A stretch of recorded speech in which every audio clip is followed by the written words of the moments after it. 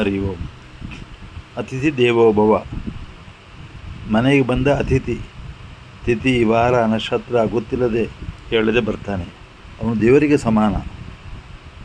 ನಚಿಕೇತಾಗ್ನಿ ಕಠೋಪನಿಷತ್ತಲ್ಲಿ ಹೇಳಿದ ಮಾತು.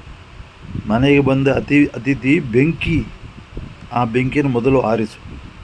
ಏನು ಬಹಳ ಸುಲಭ, ಏನು ಬೆಂಕಿ ಆರಿಸ್ಬೇಕಾದ್ರೆ ಏನು ಕಷ್ಟ ಏನಿಲ್ಲ.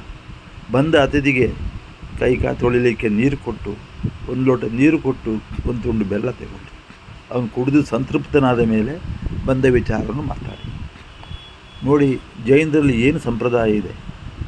ಮನೆಗೆ ಯಾರೂ ಬರಲಿ, ಅವರು ಯಾರು ಬಂದರೂ ಒಂದು ಲೋಟ ನೀರು ಕೊಟ್ಟು ಅವರು ಕುಡಿದ ಮೇಲೆ ಸಂತೃಪ್ತಿ ಆದ ಮೇಲೆ ಮಾತಾಡಿಸಿಕೊಡಿಸ್ತಾರೆ. ಇದು ಮನೆಗೆ ತುಂಬ ತುಂಬ ತುಂಬ ಬಹಳ ಒಳ್ಳೆಯ ಸಂಪ್ರದಾಯ. ಮನೆಗೆ ಬಂದ ಅತಿಥಿಯನ್ನು ಅವಮಾನ ಮಾಡಿ ಅಸಮಾಧಾನ ಮಾಡಿ ಕಳಿಸಿದರೆ ಮನೆ ಸುಟ್ಟೀತು ಜೋಪಾನ.